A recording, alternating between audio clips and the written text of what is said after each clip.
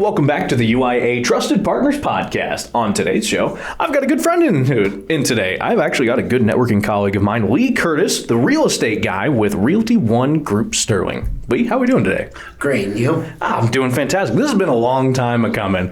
Man. Yeah, we've been talking about it for several months now, yeah. Yeah, it's been in the works. Good old continuing education always comes first and all that good fun stuff. So, no, we are excited. We're finally here to sit down and talk a little real estate today. But let's start it open. We'll kind of ease into it a little bit. What got you into this line of work, and how long have you been serving the Nebraska area? So actually this month has been exactly 7 years. I've been a real estate agent. Congratulations. I need my applause button. Yeah, that's like dog years too. So it's really like being like 50 years or something.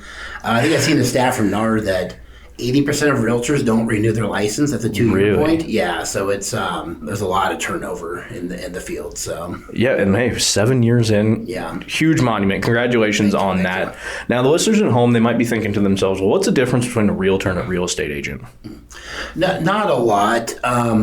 In Nebraska, most of our areas kind of require that we be a realtor because there's extra training you have to do. There's extra fair housing guidelines you have to follow.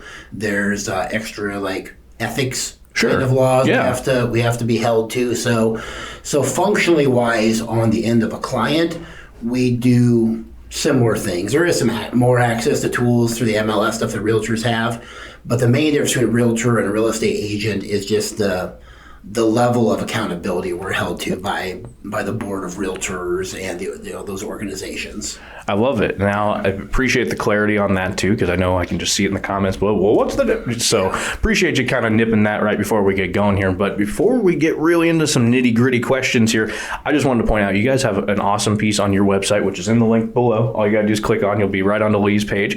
And it's on your blog section here. The article that caught my attention was actually your newest one. And that's the 5 reflective questions to ask yourself before deciding to buy a house. Seems so obvious, right? Yeah. But obvious things get overlooked all the time. Yes, yeah. I'm a little curious, in that article, or maybe just in your personal experience, what would you say is one of the more important questions for a home buyer to actually ask themselves?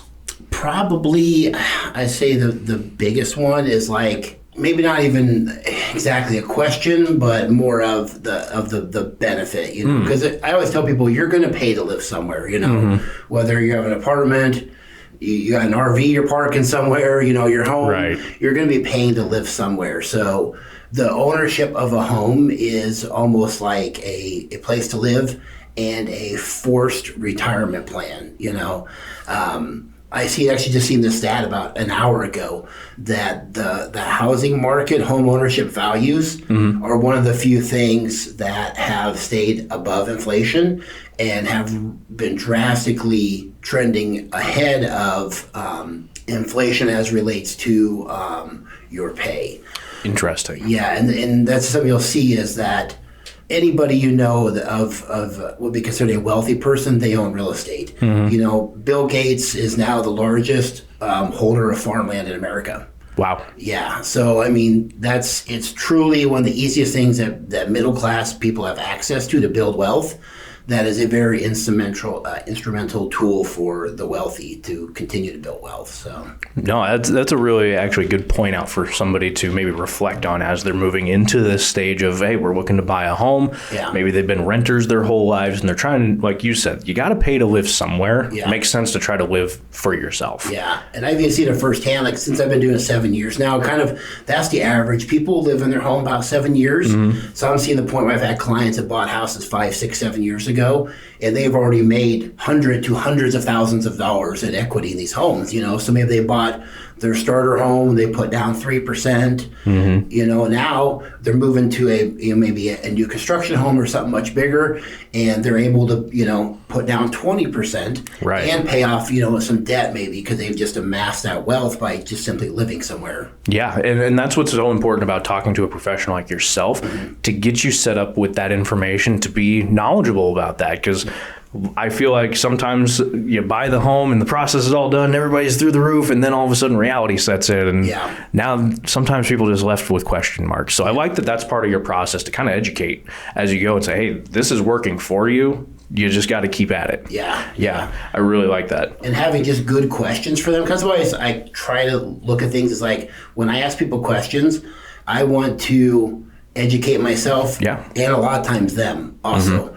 You know, I constantly talk to people like, well, I have a really good interest rate, or, you know, I don't know about buying this bigger house. And I like to joke with people, I'm one of the few realtors that will try and talk you out of selling your house. You know, let's look at what's this look like if we make it a rental for you, right? Yeah. How's that going to help offset the payment on your next place if your mortgage is $1,000, you're renting your current home for $1,700, right? Yeah. Just things like that, helping people, you know, not just buy and sell homes, but truly build wealth and look at it from like a fiduciary standpoint. Yeah, I like that too. And I kind of like how you said you're kind of going against the flow of normalcy there of saying, hey, why don't you shift it to a rental space? Because that makes a lot of sense, especially with Omaha in our area.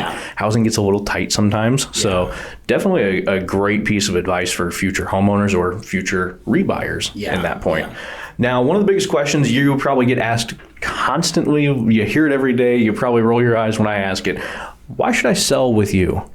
Well, I like to tell people that is, and honestly, that's my favorite part about this job, right? Is I've had several sales jobs where I got into real estate, pretty much exclusively business to business. I'm always selling marketing data or credit card processing or automotive parts and supplies. But with real estate, I'm selling myself. Homes are going to buy and sell. There's, as you know, 3,000 agents in our market, right? So my job is to sell. Why am I the best person for somebody to help them through that process? And I like to think of it, I stay on top of things. And the way I look at it is, how would I want to be treated if I was going through this process? I feel if you just take that mindset, that's going to fix 99% of what comes up, right? So I do quarterly evaluations of my business. How can I offer more value to my clients? And I do extra things like staging consultations. I run targeted, AI-created ads specific to the property on Facebook, things that I don't see other agents doing in town. I do the best possible quality for, photography for the homes, because that's the kind of stuff I would want people to do for me if I was selling my house, Yeah, and it gets it, and I get it too, because I see it firsthand, not only on your socials, but on your website as well. The quality, like you said, sometimes being on the insurance side of things, I feel the frustration of non-quality photos. And sometimes you're sitting there going, I can't tell if that's a sink or if that's a countertop. And so I think that is just a small detail that maybe goes overlooked by some people, but that is such an important detail as well. So I really love that that's part of your process and why people should be initiating this conversation with you if they're in that phase of you're maybe downsizing, maybe they're looking to upgrade, however life has them at the moment.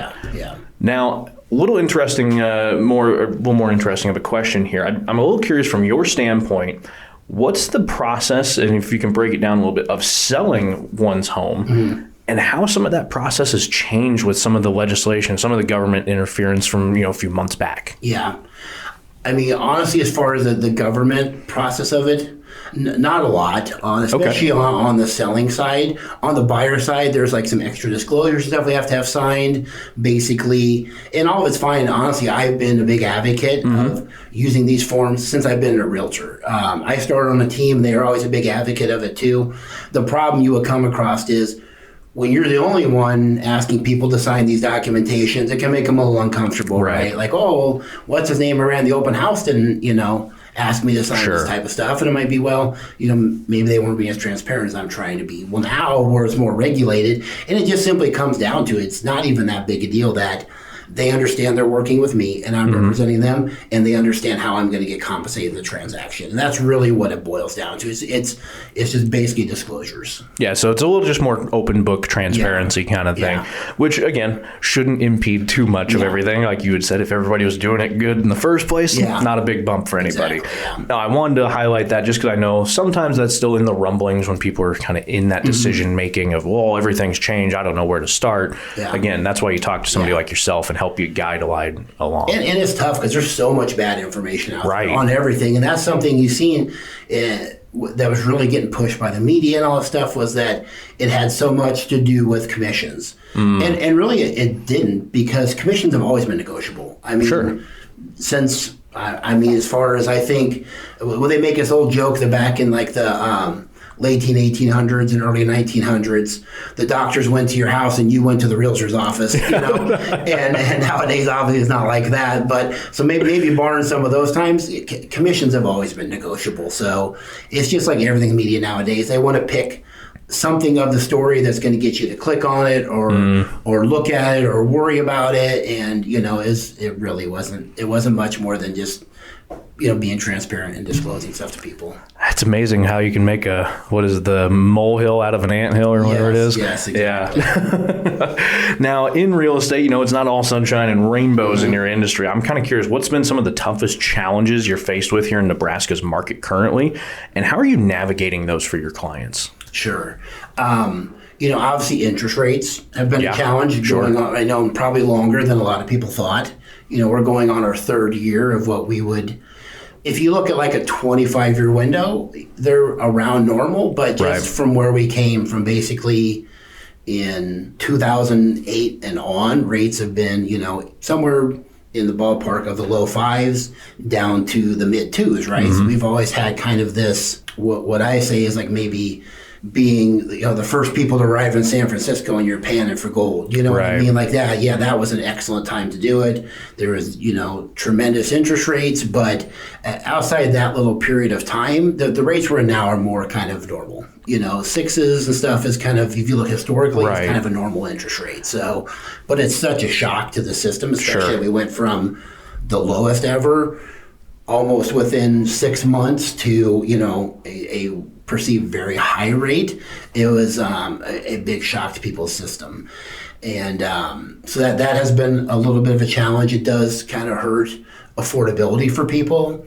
And I'm sure as you see, insurance rates are constantly going up and different changes on deductibles and exactly what they're covering. And, also is kind of can hurt on the affordability. And then, especially here in Nebraska, we have property taxes constantly going up, right? So it's kind of like you're kind of getting it from three separate directions. Can be challenging for home buyers, I've seen, and even home sellers. But not that it's of any true benefit, I guess, overall. But those three things are also causing rents to go up. So it's not even like, when I was in my 20s, it was just much cheaper to rent than it was to buy a house. It was, where nowadays, for example, my rental property, it rents for much, it's a house I used to live in. I bought it with a normal loan. It makes a lot more rent than what my mortgage payment is. Sure.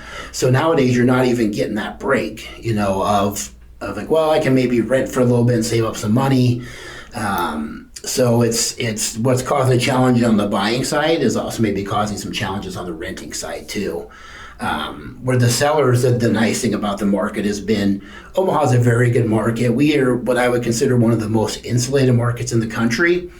If you look through the annals of time, we always typically have on national level low unemployment. Mm-hmm. People that buy homes around here, they're typically buying homes to live in. A luxury home here is just like a big house, some fancy fixtures and stuff, right? Nobody's buying second and third homes. So that's like when we have big events happen, our homes don't go down half in value like they do in Phoenix and Miami, right? Even when they had the mortgage crisis in 2008, Omaha's home prices never really went down. They kind of flatlined for 3 years or so, and then they just kind of went back to normal. We see our normal almost a good 3 to 5% appreciation of home value every year, outside of like 20 and 21, where they kind of jumped up 20% each year, just because we had the low rates driving the market. But even then, through these times, these high rates, we've been kind of sticking around the 3 to 5% appreciation every year.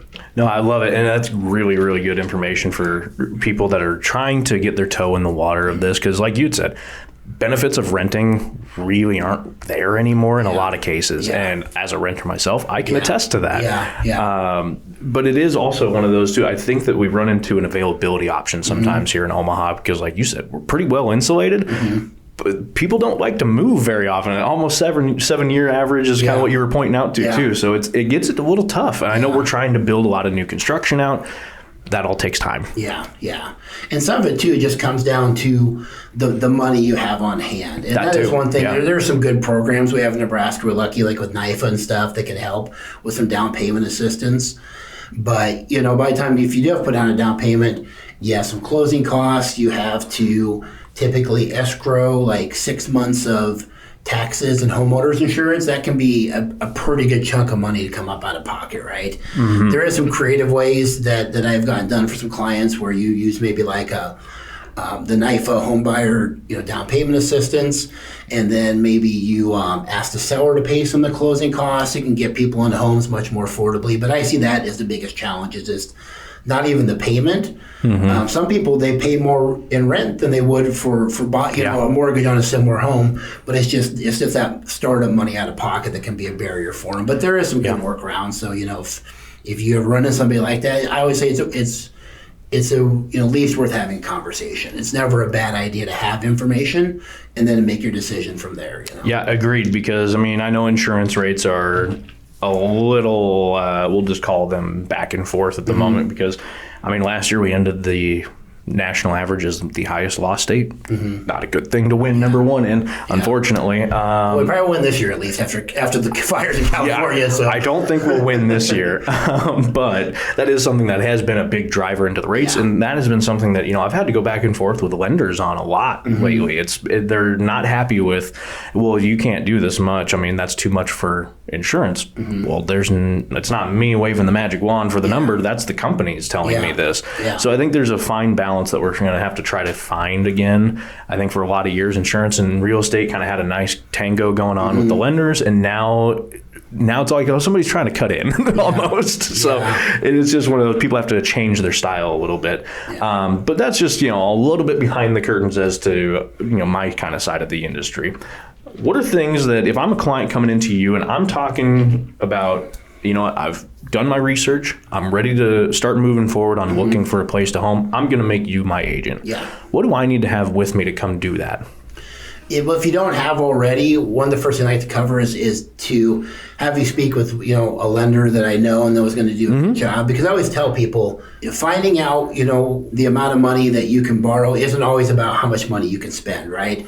You may go to a lender and they'll say, okay, you can borrow $300,000. But you don't like the $300,000 payment. So now we know we need to look around $250,000, right? Maybe you felt like, well, I don't like in the house I've seen, because you have this kind of perception in your head of how much you can get, and maybe you can actually borrow more than you thought. Maybe that payment is different than what you thought it was going to be. Also, the number one thing I always like to tell people, and kind of joke and kind of not, is that if we go look at a bunch of houses for $300,000 and then we find out from the lender you can only borrow $250,000. Now every $250,000 house sucks. You know what I mean? Because now you're comparing it to $300,000 houses. There's a reason that house is $300,000, this house is $250,000, right? So it's just it goes back to the information thing. It never hurts to have all that information up front, right? How much can I borrow? How much is that payment going to look like? Because even in Omaha, you can have big deviations in how much property taxes are. Even blocks apart, literally blocks apart. You could, for the same price home, you could pay $200 more a month just in property taxes from one subdivision to the next, based on things like SID, how old the homes are. So, do you live next to a school? How about a golf course? There can be things like that. Big, does your neighborhood have an HOA? Does it not? Right. So there can be big differences in your payment that have nothing to do with the price of the home. Right. No, that's great point outs, because I think sometimes that goes by the wayside of people that are going, oh, I found my amazing home, I fell in love with this thing, and I'm so close to this, I'm so close to that. A lot of times there's a lot of extra that comes with that. And again, outside of just the initial home cost. So great point outs. And again, this is why we talk to trusted professionals like Lee Curtis, the real estate guy with Realty One Group Sterling right here in Omaha. Now, lots of changes in the industry. We've kind of talked a little bit about them. What's kept you in real estate? I truly like the job. Like I said, I've always enjoyed having kind of a sales type job, where I get compensated based on, my efforts and how well I work for people. That's always just kind of come natural to me. And I like working with the people. I like helping people build wealth. I like helping people take that step from whether it's a first-time home buyer, getting into their first home. It's somebody, that's had a couple kids and they've outgrown the last home, or it's an investor looking at his 30th house to rental profile. Yeah. I enjoy the process of all that. And they're all different types of clients and different experiences, but they're all great. I love it. And I love it. Obviously, it's coming from a place of passion, or else you wouldn't be in it. Yeah. So I do love and want to reiterate that for the folks at home. Now, if there's something in your industry that you could change, wave of a wand, it happens, what would you pick? Well, I make interest rates go down. That would probably be the first one, but I think everybody would like that, right? Honestly, I think just directly related to realtors, I kind of wish maybe it was a little harder to become a realtor. Sure. Even for being an insurance person or a financial planner or people there, I feel like there's a lot more studying, a lot more, a little more gatekeeping. Yeah, to get into it where real estate is kind of like you just have to have maybe a couple grand sitting around in a free week. You know what I mean? Like there's not a lot, and that kind of goes back to why you see so much turnover, right? You see people that kind of get into it, they have no idea what the job is. Maybe they're like, oh, it's kind of fun looking at houses, or they watch some stuff on HGTV, right?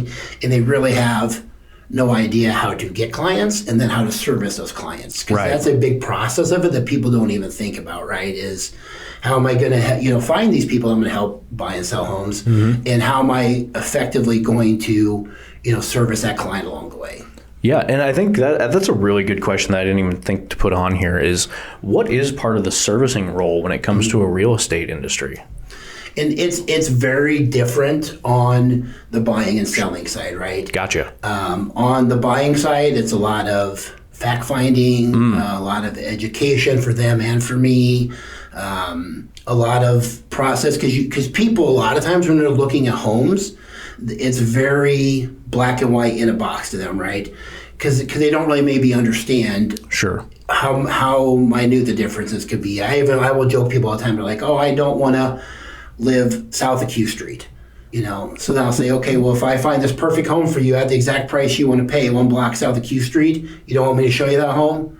Well, yeah, I do. And now next thing we're looking as far south as Giles, right? Right. And people kind of make that joke in the industry that buyers are liars. And I said, I don't think they are. I think a lot of realtors don't do a good job helping people find out what's really important to them. And that's how you'll get clients that maybe walk into an open house that was outside the box of what you sent them or something because you haven't spent that time with them to find out what's really important to them. Right. That line of being north of Q Street is not that important to them, right? The layout of the home or the size of the bedrooms or how the backyard is, or because it had a pool and it evokes all these feelings and memories of being at grandma's house when she had a pool, that's the stuff that's important to them, and that's the stuff you got to dig for. Yeah, no, I think that's an excellent point to even just to focus in on as an industry professional, because you're absolutely on the money. Because that guideline of, it can't be south of Q, that's just a preference. Yeah. That's not an end all be all. That's not the switch that they'll go, okay, well, you're showing me a property on Harrison, I'm out. Yeah. So I do love that is part of what you and they could, if you don't take the time to have those conversations with them, you're going to send them to the house off Harrison, like, oh man, Lee doesn't listen to me. I told him I don't want to go south of Q, right? So you have to, it goes back to the asking questions that's going to educate them and me, right? Yeah. So we can really find out what's important to them. Yeah, no, I couldn't agree more. Now, my last question that I got to button up your professional side of things, then we'll get into some fun questions here. What is the most rewarding aspect of what you do? Honestly, just when I see, some of my past clients and stuff, not only giving me referrals to people, but glowing ones, like, oh, Lee was awesome. He was great to work with. He made it so easy. I was really nervous going into it, and I had all these questions. And when people not only refer people to me, but they give me a fantastic review, maybe it's on Facebook or group text with their friend, that they include me in on. Just it makes me feel good to see the kind of impact, because that's the big deal with real estate. You are truly having an impact on their lives and helping them build generational wealth. Yeah, one of the biggest purchases of your whole life. Yes, yeah. Again, that's why you talk to a trusted professional like the guy across from me. Lee Curtis, the real estate guy with Realty One Group Sterling. Now, Lee, we got some fun for the last little section of the show. What I like to do now is friend of the show, Blake Martin, gifted me this box of random questions. I know Blake. Yeah. So the new concept for the idea is you can pull 3 out of anywhere. These are the all pulled ones currently. Okay. So anywhere on this side, you can pull 3 questions. You can either direct them at me as kind of a stump the DJ kind of thing, or we can both go back and forth if it's a fun, interesting one for both of us. Okay. So by all means. Which fabulously impractical car would you like to own? Oh, fabulously impractical car. I'm a classic guy, so it'd be the 1967 Shelby Mustang GT500. Nice. I mean, can't go wrong with it, and I would never drive it. Yeah. It would sit for all eternity, except for the one day that it was perfect outside. Yeah, I'm a classic car. I'm more of a GM kind of guy. Ooh, but yeah. I would love to have a 64 Impala SS. Ooh, Yeah. Oh, man. I wish we could go back to that body style of cars, even if they did better fuel efficient motors and things like that. Just give me the body back. Those bodies and the styling was so good. Yes. But yeah, one question down, you get up to 3 if you'd like. Sure. All right. What household disasters happened to you? You mean this week? I don't want to throw any shade towards my property management company right now.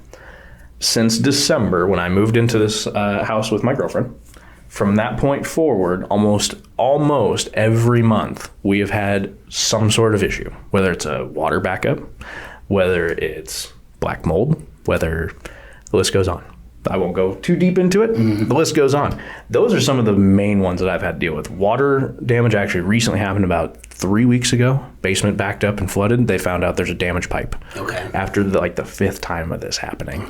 Yeah. So I mean, to say I'm a little salty about it, I think I'm a little justified. But I think those are. Fortunately, I'm a renter, so again, doesn't fall on my home insurance to get things fixed, and I'm not super on the hook for these things because it wasn't me that did them. But I'm curious from a homeowner side of things, what's some of the things you've had to deal with?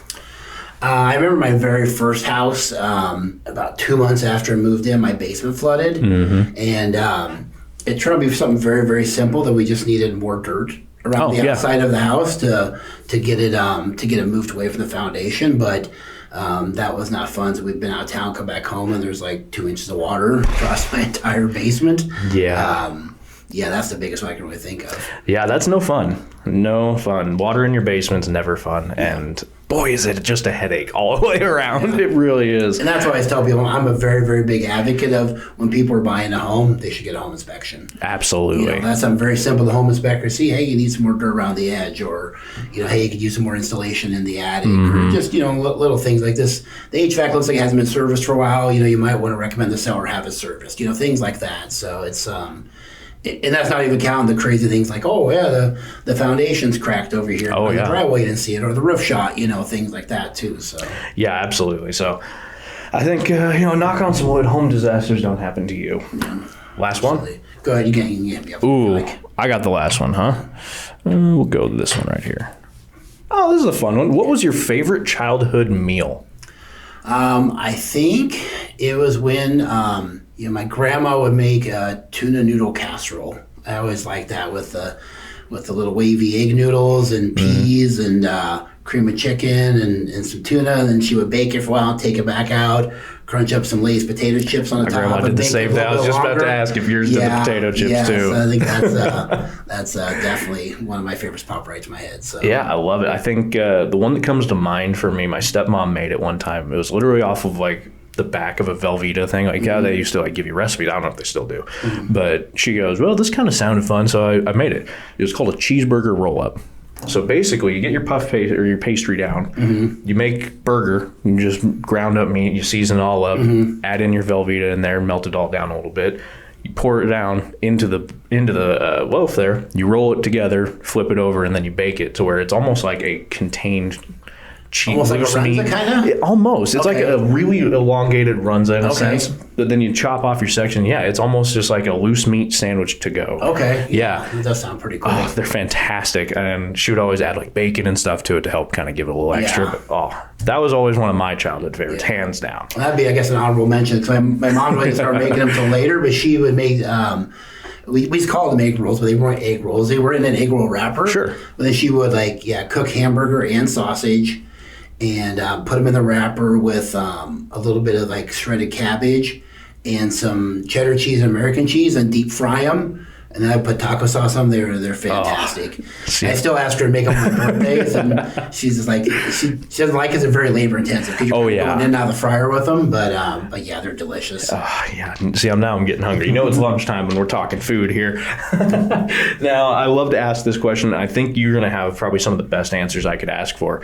What would you, I always pose this question, if I'm coming in from out of town, I'm a friend of yours, and I ask you, hey, what do I got to go see? What do you consider, like, quote unquote, your Mount Rushmore of Omaha that you're telling me, hey, go check out these places? Okay. Well, number one, whenever I have people come in town, I always take them to the Drover. That's kind of like the place I think you go. I think it's just kind of known for that, is the out-of-towner kind of place. I think it's a very sweet spot of, you're going to get an excellent steak, but you're not going to be paying, $100, $150 per person, right, type of thing. So I think the Drovers is one thing that I like taking people to that come in from out of town. Obviously the zoo, that one I'm number sure one answer. Everybody, and for a reason, you know. I mean, we do have probably the best zoo in the country. I know San Diego likes to argue with us, but everybody I've heard have been to both. Ours is the best. So. Like, according to the national poll, we won the world. So yeah, it's, that's a given. I think we have some great views if you go to that observation tower. It's kind of right there on the line of like Springfield. And you can see, I mean, miles and miles every direction. And especially now the Omaha's kind of growing out there. You can see, the outlet malls, and you can see some of the new businesses there off of 370. And then the other way, it's just miles of fields. And I think it's a very underrated view there too. No, I like that. that. Great answers. I mean, the Drover, I don't think has even been mentioned on the show before. Okay. So I love getting them a little spotlight here. And the observation tower has definitely never been mentioned. I love those. Great point outs, because those are something out of the norm that people are going to recommend to you that are still great places to go check out. Absolutely. Yeah. Phenomenal ones. Now, last question I got for you, Lee. What is something here in Omaha you wish people either knew more about or just supported more? Maybe knowing more about, at least from my real estate end, is just what a great market Omaha is for rental properties. Like I said, it just kind of goes back to hand in hand. We have great, unemployment history. We have very steady home prices. We have, I think, just good people, which makes for good tenants. I think that's something that is very, very underappreciated, especially in other parts of the country, for a good wealth building tool. Like a lot of places like Miami, Phoenix, they get a lot of buzz. You can have these big jumps in price. You also have big dips in price if bad things happen. Where here it's very steady. It's we have great schools. So those are big appeals to people looking to rent, maybe for their first place when I have some kids. But that'll probably be the number one, kind of more on my real estate type end. More just on a general end. Just what a great place it is to live. What a great place to raise family. How many things where we have so much stuff to do, but yet it's like living in a small town still. It really is. I kind of describe it jokingly because I grew up in Taylor, Nebraska, which those of you on the listening side can go look that up and see how small it is. Coming from there to Norfolk to here, it definitely, it's almost the growth progression. But then being here for about 5 years now, I've kind of learned that this is truly like, you have your small town pockets inside the big city, which is kind of neat. Yeah. Billy, I think that wraps up the show for today. Unless there's anything else you'd like to add for the listeners at home or the viewers at home about you, how they can do real estate with you. I know the link in the description to your website is going to be right here in the description. Is there anything else we need to know?